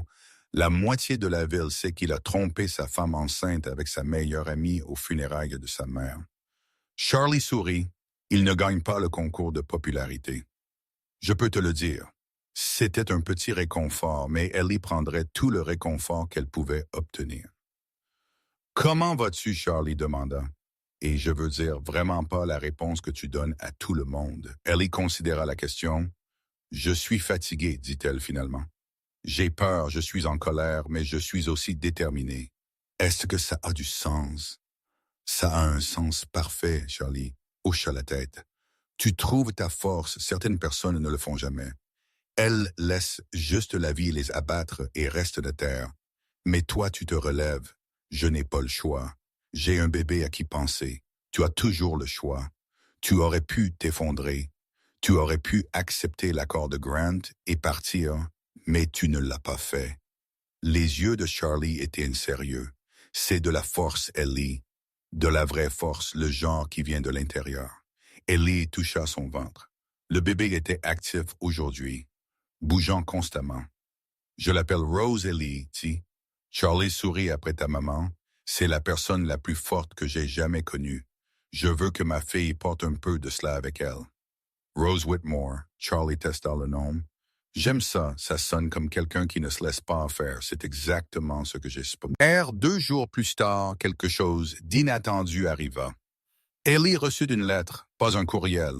Une lettre physique manuscrite sur du papier, à lettres coûteux. L'adresse de l'expéditeur était un nom qu'elle ne reconnaissait pas. Bennett Holloway. La lettre était brève. Chère Madame Whitmore, vous ne me connaissez pas, mais j'ai bien connu votre mère. Il y a des choses que vous devriez savoir sur ses intérêts commerciaux, des choses qui pourraient affecter votre situation actuelle. Je voudrais vous rencontrer si vous êtes disposé. Je crois pouvoir vous aider respectueusement. Bennett Holloway. Ellie montra la lettre à Theodore Bennett Holloway. Theodore dit lentement, « Je connais ce nom. Il était le partenaire commercial de votre mère. » Au premier jour, ils se sont séparés. Il y a environ 20 ans, pourquoi se sont-ils séparés? Votre mère ne m'a jamais dit les détails. Elle a juste dit que Bennett avait fait une erreur et qu'elle ne pouvait pas continuer à travailler avec lui. Devrais-je le rencontrer? Theodore considéra votre mère. Lui a fait confiance une fois, et s'il sait quelque chose sur ses affaires qui pourrait vous aider, cela pourrait valoir la peine d'entendre ce qu'il a à dire. Ellie fut d'accord. Elle envoya une réponse suggérant qu'ils se rencontrent dans un café du centre-ville. Un lieu public, un terrain neutre. Bennett Holloway s'avéra être un homme dans la quarantaine avec des cheveux grisonnants et des yeux fatigués.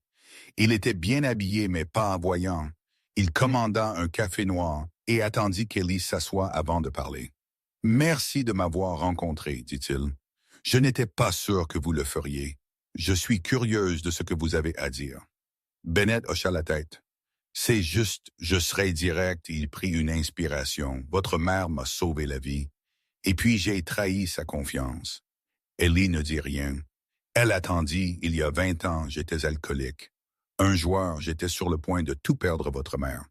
La découvert, au lieu de me laisser tomber, elle a payé mes dettes. Elle m'a envoyé en traitement. Elle m'a donné une seconde chance. Ça lui ressemble. C'était elle exactement. Elle, les yeux de Bennett étaient humides. Et comment l'ai-je remboursé? J'ai failli vendre des informations sur son identité à un journaliste pour des dettes de jeu qui s'étaient à nouveau accumulées. Après ma rechute, elle l'a découvert avant que cela n'arrive. Elle l'a arrêté. Qu'a-t-elle fait? Elle a payé les dettes à nouveau. Elle s'est assurée que le journaliste perde tout intérêt. Et puis elle ne m'a plus jamais parlé. La voix de Bennett se brisa. J'ai passé les 20 dernières années à essayer de gagner cette seconde chance qu'elle m'avait donnée. Je n'ai jamais eu l'occasion de m'excuser. Elle est morte avant que je puisse lui dire à quel point j'étais désolé. Ellie absorba cela. Cela correspondait à ce qu'elle savait de Rose, la générosité tranquille, la volonté d'aider même ceux qui l'avaient blessée, la combinaison de force et de compassion qui définissait tout ce qu'elle faisait. Pourquoi me racontez-vous cela maintenant? Parce que je sais des choses qui pourraient vous aider, des choses sur les affaires de votre mère, des choses sur les gens qui chassent sa fortune depuis des années. L'attention d'Ellie s'aiguisa qu'elle aperçonne le cabinet d'avocats de Grant Crawford et associés. Ils ont eu des enquêteurs essayant de retracer les actifs de votre mère. Pendant plus d'une décennie, ils représentent des clients qui ont perdu des litiges de brevets contre l'ancienne entreprise de produits pharmaceutiques de votre mère. Theodore m'a parlé de cela. Theodore vous a-t-il dit que Grant avait été assigné à l'affaire Bellingham 3 ans avant que vous ne le rencontriez? Le café devint soudain très froid. Non, Ellie dit lentement, il ne m'a pas dit cela. Grant n'était pas assigné à l'affaire de votre mère spécifiquement, mais il a travaillé sur des questions connexes. Il savait qu'il y avait une fortune mystérieuse liée au nom de Bellingham Bennett se penchant en avant. Je ne peux pas prouver qu'il vous a ciblé délibérément, mais le timing est suspect. L'esprit d'Ellie s'emballa. Elle avait rencontré Grant lors d'une collecte de fonds caritative. Il l'avait approché. Il avait été charmant et attentif et avait semblé si intéressé par tout ce qui la concernait, y compris sa famille, y compris sa mère. « Pourquoi m'aidez-vous » Ellie demanda. « Parce que je dois à votre mère une dette que je ne pourrai jamais rembourser, et parce que vous aider est la seule façon que je puisse essayer. » Bennett la regarda dans les yeux. « J'ai des documents, des dossiers, des choses que votre mère a partagées avec moi avant que je ne la trahisse, si vous les voulez. Ils sont à vous. Quel genre de dossier des preuves de la façon dont les concurrents de votre mère ont essayé de la miner des noms, des dates, des connexions? » Il marqua une pause, y compris des connexions à Crawford et associés. Ellie comprit. Bennett lui offrait des munitions. « Envoyez tout à mon avocate, dit-elle, Diane Prescott. Je connais Diane. Votre mère me l'a recommandé une fois il y a des années. » Bennett faillit sourire. Rose savait toujours qui étaient les meilleures personnes. Ils se séparèrent à l'entrée du café. Bennett semblait vouloir dire quelque chose de plus, mais finalement il hocha juste la tête et s'éloigna. Ellie resta sur le trottoir. Un long moment, le vent d'automne était froid. Les feuilles tourbillonnaient autour de ses pieds. Rose avait pardonné à Bennett même après sa trahison. Elle lui avait donné une seconde chance, et elle ne lui avait plus jamais parlé. Pardonner ne signifie pas oublier. Rose le savait, elle s'était protégée tout en montrant de la compassion. Elle avait refusé de laisser la faiblesse de quelqu'un d'autre définir sa réponse. C'était une leçon qu'Ellie devait apprendre. Elle ne pouvait pas pardonner à Grant, pas encore, peut-être jamais. Mais elle pouvait refuser de laisser sa trahison définir qui elle devenait. C'était de son choix. C'était de son pouvoir et personne ne pouvait le lui prendre. Les contractions commencèrent à 3 heures du matin, 3 semaines en avance. Ellie rêvait de Rose et les faisait des tartes ensemble dans la vieille cuisine. Rose lui montrait comment pincer les bords juste comme il faut, et puis une douleur traversa l'abdomen d'Ellie et elle se réveilla en haletant. Une autre contraction frappa forte réelle trop tôt. Le bébé arrivait trop tôt. Ellie attrapa son téléphone. Ses mains tremblaient. Elle appela Charlie. « Je suis en travail, dit-elle, quand Charlie répondit. « C'est trop tôt, le bébé arrive. Je suis en route, ne bougez pas. » Charlie arriva en 15 minutes. Elle aida Ellie à monter dans la voiture. Elle le conduisit à l'hôpital pendant qu'Ellie agrippait la poignée de porte. Elle essayait de respirer à travers la douleur. La salle d'urgence était lumineuse et froide, et sentait l'antiseptique les infirmières prirent le relais. Elles mirent Ellie dans un fauteuil roulant. Elles posèrent des questions auxquelles elle pouvait à peine répondre. « Contact d'urgence », quelqu'un demanda, Charlie Henderson. Ellie dit, « Elle est venue avec moi, pas Grant, pas Vivian, pas personne de la vie qu'elle avait l'habitude d'avoir, juste Charlie. La seule personne qui s'était présentée, quand ça comptait, ils la poussèrent dans une salle d'accouchement. » Le docteur Foley apparut l'air calme et compétent.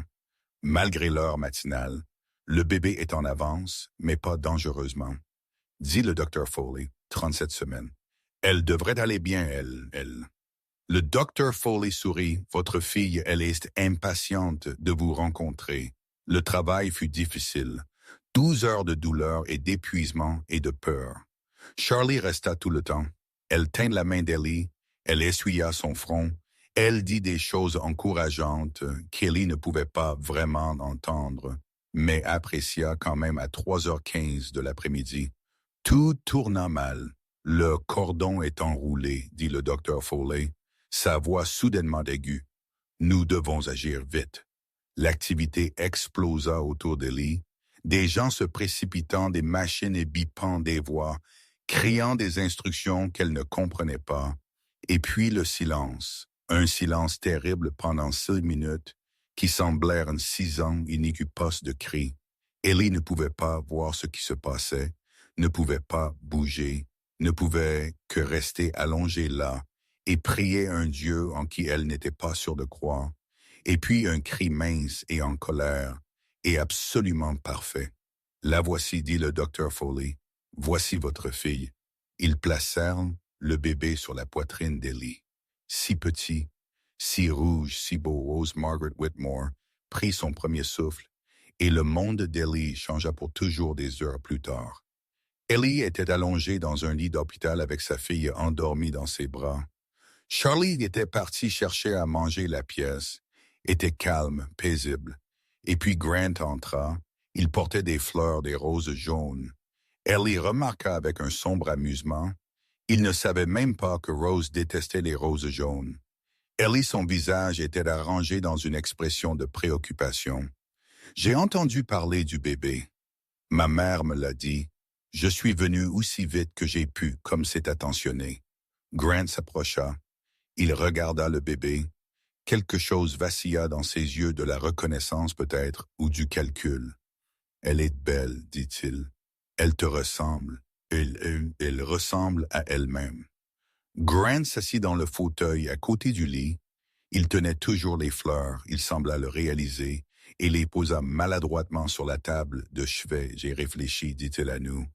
À tout, tu sais, j'ai fait une erreur, Ellie. Une terrible erreur, Vivian et moi, c'était juste, il agita la main vaguement. Ça ne voulait rien dire.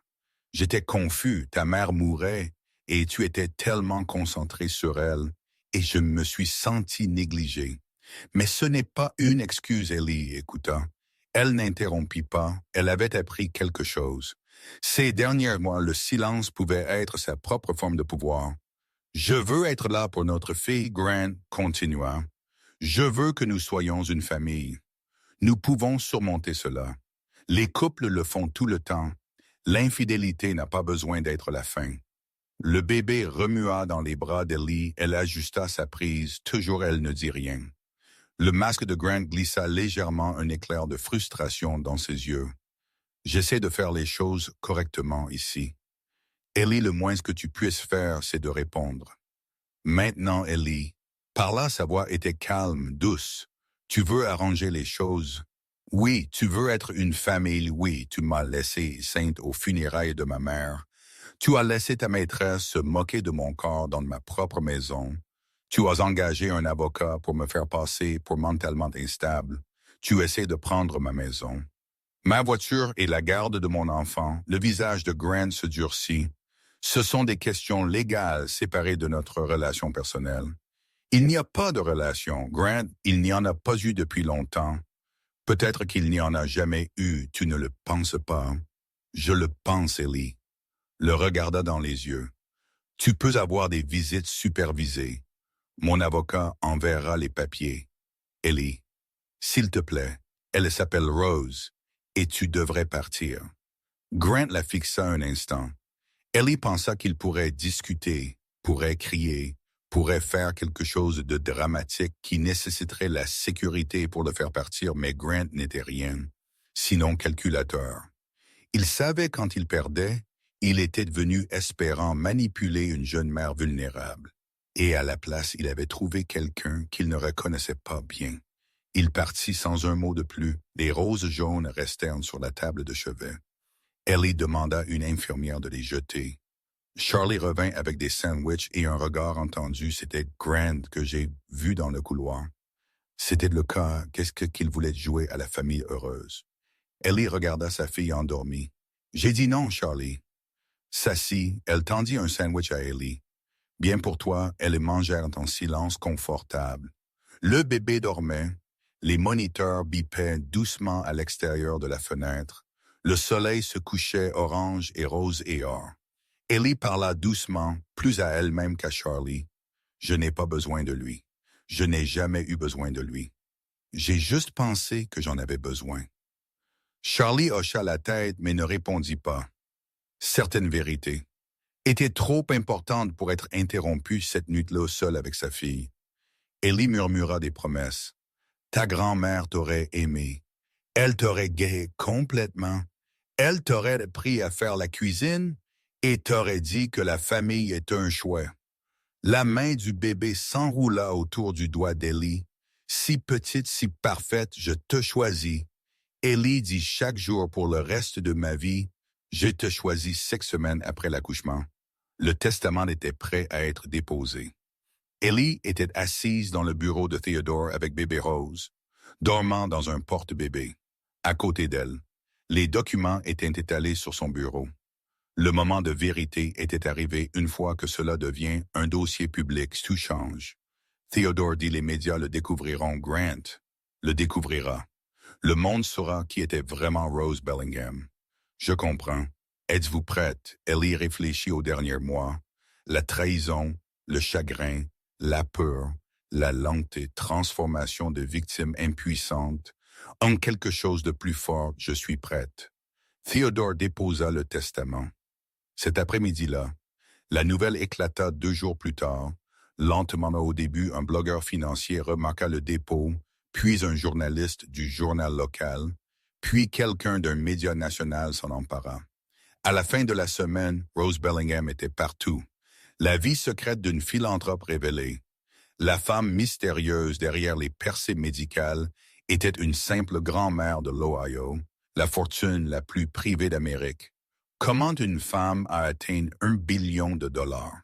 Les histoires se concentraient sur Rose, son esprit brillant, sa générosité anonyme, son choix délibéré de vivre simplement malgré avoir plus d'argent que la plupart des pays.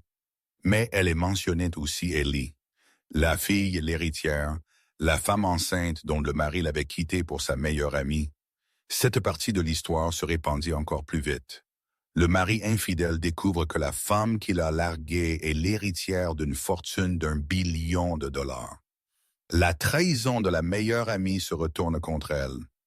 La femme qu'ils ont jetée est maintenant la personne la plus riche de l'Ohio de l'affaire aux funérailles, à la fortune, le divorce qui lui coûtera tout le téléphone d'Ellie. Explosa des journalistes, des talk-shows, des agents littéraires, des producteurs de cinéma. Tout le monde voulait un morceau de son histoire. Elle les ignora tous. Grant appela 17 fois. En un jour, elle ne répondit pas. Viviane appela aussi une fois. Elle laissa un message vocal qu'Ellie supprima sans l'écouter. Diane appela avec des informations réellement utiles. Victor Crawford a abandonné Grant comme client, dit-elle. Conflit d'intérêts. Son cabinet a soudainement découvert son avocat adverse dans de multiples affaires impliquant les sociétés de holding de votre mère. Les entreprises que je contrôle maintenant, exactement la voix de Diane, exprimaient de la satisfaction. Grant est en difficulté pour trouver une nouvelle représentation. Personne de bien ne veut toucher à son affaire. La publicité est trop toxique, quoi. Qu'est-ce que cela signifie pour le divorce? Cela signifie que nous avons tout le pouvoir. L'ensemble du dossier de Grant était basé sur le fait que vous étiez fauchée et impuissante. Maintenant, le monde sait que vous n'êtes ni l'une ni l'autre. Ellie s'accorda un petit sourire. Le premier vrai sourire depuis des mois. Les preuves que Bennett avait fournies étaient accablantes. Le cabinet de Grant avait enquêté sur Rose pendant des années. Grant lui-même avait travaillé sur des affaires connexes. Le calendrier suggérait que leur relation entière aurait pu être une expédition de chasse. Je ne peux pas prouver qu'il m'a ciblé délibérément. Diane dit, mais je peux prouver que son cabinet avait un intérêt financier à découvrir les actifs de votre mère. Et je peux prouver qu'il a caché ce conflit d'intérêts tout au long de votre mariage. Est-ce suffisant combiné à tout le reste? Oui, Grant fait face à une potentielle radiation pour violation éthique. Son affaire de divorce s'effondre et les déclarations de Viviane font l'objet d'une enquête pour parjure. Ellie pensa à Viviane, à la femme qui avait été sa meilleure amie, qui s'était tenue à ses côtés à son mariage, qui l'avait trahi de la pire façon possible. Elle ne ressentait rien. Pas de colère, pas de satisfaction, juste du vide. Là où l'amitié avait l'habitude d'être, c'était sa propre forme de guérison au cours des semaines suivantes. Les choses allèrent vite. Le nouvel avocat de Grant était compétent, mais dépassé, les négociations de règlement furent brèves. Ellie obtint tout ce qu'elle voulait. La garde complète de Rose, la maison qu'elle avait partagée avec Grant, qu'elle vendit immédiatement poste de pension alimentaire dans aucune des directions. Une séparation complète et définitive de l'homme qu'elle avait cru aimer. Grant obtint ses clubs de golf et sa collection de baseball, et une réputation qui le suivrait pour le reste de sa carrière. Vivian fit face à des conséquences différentes. L'enquête pour parjure n'aboutit pas à des accusations, mais sa réputation professionnelle fut détruite. Les designers d'intérieur ne veulent pas de décorateurs connus pour mentir sous serment sur leurs amis. Les plus proches, la dernière chose qu'Ellie entendit fut que Vivian avait quitté la ville, avait recommencé ailleurs avec quelqu'un de nouveau. Grant n'était pas invité. Ils s'étaient retournés l'un contre l'autre. Bien sûr, ils l'avaient fait, les gens qui trahissent ensemble finissent par se trahir mutuellement. Ellie lut les reportages avec détachement. Ces gens avaient presque détruit sa vie. Ils avaient presque pris son enfant. Ils l'avaient fait douter de sa propre santé mentale. Et maintenant, ils étaient des étrangers, des figures lointaines dans une histoire qui n'avait plus rien à voir avec elle. Elle comprit enfin quelque chose que Rose avait toujours dit. L'opposé de l'amour n'est pas la haine, c'est l'indifférence. Quand vous guérissez, vraiment, ils deviennent des étrangers. Grant et Vivian étaient des étrangers. Maintenant, ils ne pouvaient pas blesser des étrangers. 1 an plus tard, Ellie se tenait devant un bâtiment qui n'existait pas il y a 12 mois. 3 étages de verre de briques et de buttes assignés au-dessus de l'entrée. On lisait le centre Rosemary Bellingham pour les femmes en crise. C'était tout ce dont Ellie avait rêvé, un refuge pour les femmes fuyant la violence domestique, un centre de formation professionnelle, pour les aider à reconstruire leur vie, une clinique d'aide juridique pour celles qui luttent pour la garde et les procédures de divorce, un centre de garde d'enfants, pour que les mères puissent travailler sans s'inquiéter de leurs enfants, tout gratuit, tout financé par la fortune que Rose avait passé une vie à bâtir aujourd'hui. C'était de la grande ouverture, des centaines de personnes. C'était de rassembler des journalistes, des politiciens, des leaders communautaires. Et au premier rang, Charlie Henderson, tenant Rose, âgée d'1 an pendant qu'Ellie se préparait à parler. Le microphone semblait étrange dans sa main. Il y a 1 an, elle pouvait à peine parler à qui que ce soit maintenant. Elle était sur le point de s'adresser à une foule. Ma mère a été abandonnée par les gens qui auraient dû l'aimer. Ellie commença. Elle s'est enfuie à 16 ans, avec rien d'autre que les vêtements qu'elle portait. Elle a bâti un empire quand même pas pour elle-même, pour tous ceux qui se sentaient seuls, pour tous ceux qui ont été jetés, pour tous ceux à qui on a dit qu'ils n'étaient rien. Elle marqua une pause. La foule était silencieuse, attentive. Elle m'a appris que la famille est un choix, que la force est un choix, que se lever chaque jour et refuser d'être défini par la cruauté des autres est aussi un choix.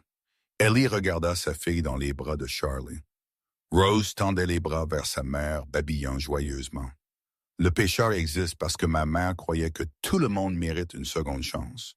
Un nouveau départ, un endroit pour se reconstruire quand tout s'effondre. Elle pensa à toutes les femmes qui franchiraient ces pas des femmes comme sa mère avait été des femmes, comme elle-même avait été des femmes qui pensaient qu'il ne leur restait rien. Si vous êtes là ce soir et que vous vous demandez si ça s'améliore, je suis là pour vous dire que oui, pas facilement, pas rapidement, mais ça s'améliore. Il faut juste continuer un jour à la fois, un choix à la fois, jusqu'à ce que vous réalisiez que la personne qui vous a jeté vous a en fait libéré des applaudissements. Éclatèrent et Ellie sourit pas le sourire étudié qu'elle avait porté aux funérailles de sa mère. Un vrai sourire. Le sourire de quelqu'un qui avait traversé le feu et en était ressorti de l'autre côté après la cérémonie. Ellie traversa le bâtiment avec Rose dans ses bras. Charlie était parti gérer quelques détails de dernière minute. Les couloirs étaient calmes.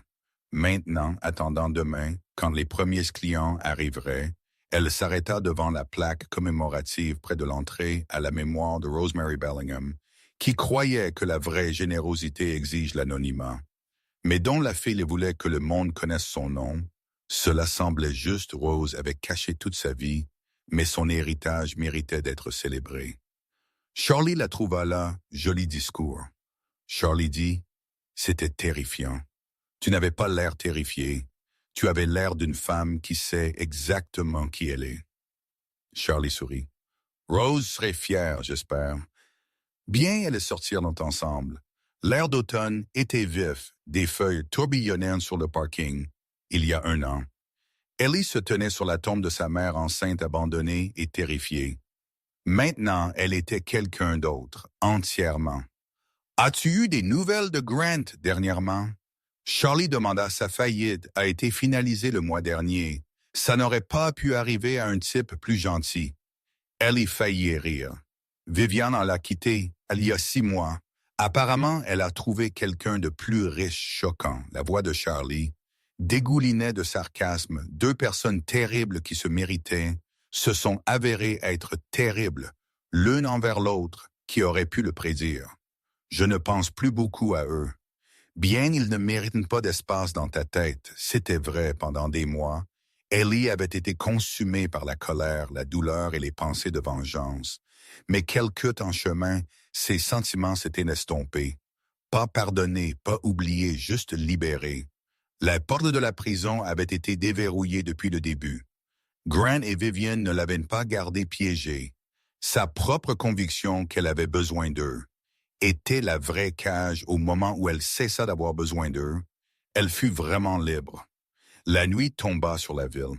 Ellie rentra chez elle par des rues familières devant le café, où elle avait rencontré Bennett, devant le bureau de Theodore, devant l'hôpital où Rose était née. La maison était toujours celle de sa mère. Elle l'avait rénovée en profondeur, nouvelle cuisine, nouvelle salle de bain, chauffage et climatisation moderne, mais elle avait gardé tout ce qui comptait. Le canapé usé était parti, mais le fauteuil préféré de Rose restait. Les céréales génériques étaient remplacées par de meilleures marques, mais le garde-manger était toujours organisé de la même manière que Rose l'avait gardé. L'écharpe en soie émeraude était accrochée dans un cadre vitrine dans le couloir. La broderie samplée était accrochée dans la chambre de bébé Rose. La recette de la tarte aux pommes était encadrée dans la cuisine. Certaines choses valaient la peine d'être conservées. Ellie porta sa fille endormie à l'intérieur, la changea en pyjama et la déposa dans le berceau. Rose remua brièvement, puis s'endormit plus profondément. Ellie la regarda respirer ce miracle qui avait émergé de la pire période de sa vie. Cet enfant parfait et magnifique, qui grandirait en sachant exactement qui elle était et d'où elle venait. Pas de secret, pas de fortune cachée, pas de mystère sur le passé de sa mère. Rose saurait tout le bon et le mauvais. Le triomphe et la trahison, la grand-mère dont elle portait le nom et le père qui ne la méritait pas. Elle ferait ses propres choix, ses propres erreurs, ses propres triomphes. C'est ce que signifiait vraiment la liberté. Ellie alla à la cuisine et commença à faire du thé. La bouilloire siffla. Elle versa de l'eau chaude sur la camomille et le miel, la même combinaison que Rose avait faite chaque soir avant de dormir. Certains rituels valaient la peine d'être gardés. Charlie avait demandé plus tôt si elle voyait quelqu'un sortait. Quelqu'un passait à autre chose, romantiquement. Ellie avait ri peut-être un jour. Peut-être y aurait-il quelqu'un qui gagnerait sa confiance, quelqu'un qui la verrait, pour qui elle était vraiment pas pour ce qu'elle pouvait fournir, quelqu'un qui aimerait sa fille autant qu'elle, mais pas encore, pas maintenant. Elle apprenait encore qui elle était encore en train de devenir, la personne qu'elle devenait. Il n'y avait pas de précipitation. Elle avait du temps. Elle avait de l'argent. Elle avait de la liberté. Pour l'instant, c'était suffisant. Le téléphone sonna, le numéro de Theodore. « Désolé d'appeler si tard, dit-il, mais j'ai pensé que vous voudriez savoir les fondations caritatives que votre mère a établies ont été entièrement transférées sous votre supervision. Vous êtes maintenant responsable de plus de 2 milliards de dollars sur dons annuels. 2 milliards de dollars chaque année allant aux hôpitaux et aux orphelinats et aux bourses d'études et aux refuges. Que se passe-t-il ensuite? Ellie demanda. ce que vous voulez, vous pouvez continuer les priorités de votre mère. Vous pouvez rediriger les fonds vers de nouvelles causes. Vous pouvez augmenter ou diminuer les dons, comme bon vous semble. Je veux continuer ce qu'elle a commencé, mais je veux ajouter quelque chose de nouveau qu'aviez-vous à l'esprit. Ellie regarda la recette de tarte aux pommes, encadrée le cadre en bois usé que Rose avait utilisé pendant des décennies des programmes pour les personnes adoptées de l'aide, pour la recherche de familles biologiques, du soutien, pour ceux qui ne trouvent pas ce qu'ils cherchent, des services de santé mentale pour les défis uniques auxquels les enfants adoptés sont confrontés. Theodore fut silencieux. Un instant, votre mère aurait adoré cela.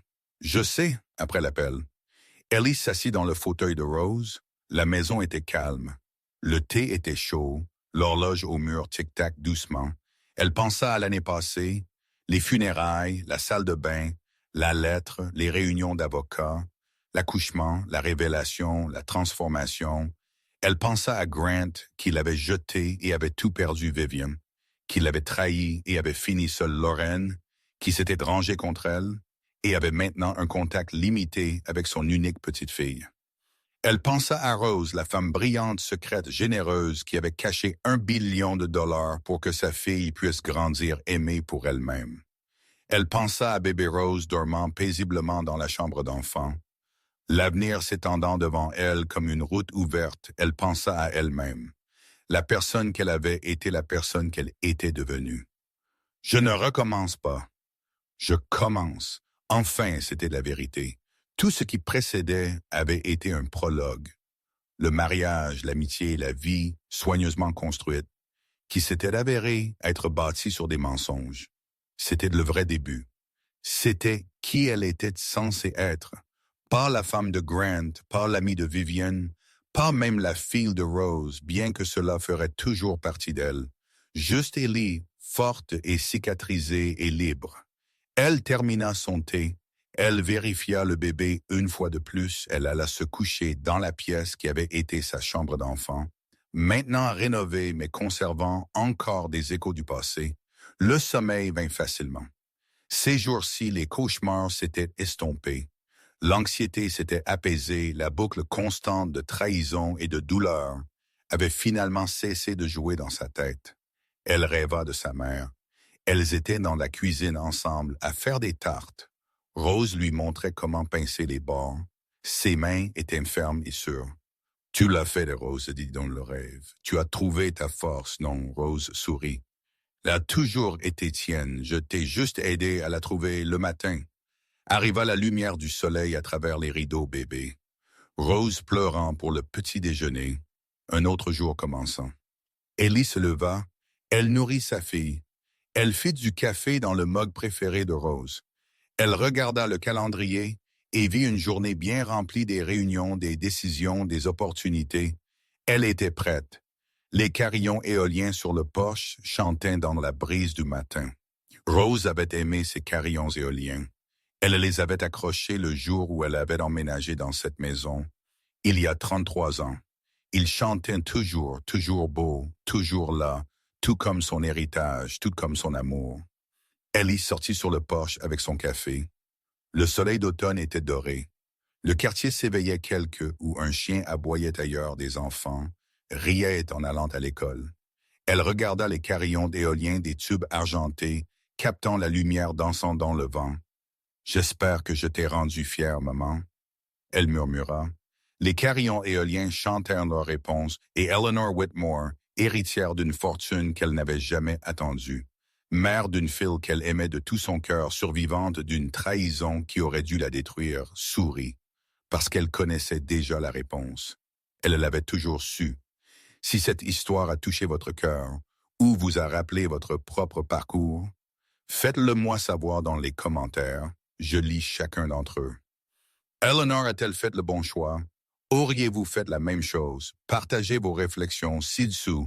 Et si vous ne l'avez pas déjà fait, le bouton d'abonnement est juste là. Rejoignez notre famille de femmes fortes qui se soutiennent mutuellement à travers chaque tempête. Appuyez sur le bouton. J'aime si vous croyez que la meilleure vengeance est de bien vivre. Partagez cette histoire avec quelqu'un qui a besoin de l'entendre aujourd'hui. De nouvelles histoires tombent chaque semaine, des histoires de force, des histoires de justice, des histoires de femmes qui refusent de rester brisées. À bientôt. Pour la prochaine déclaration de clôture, ce contenu a été soigneusement recherché, développé et édité manuellement par notre équipe pour apporter des leçons significatives et des informations précieuses à notre public. Chaque histoire que nous partageons est conçue avec un but conçu pour inspirer, réconforter et autonomiser les femmes partout. Merci de faire partie de notre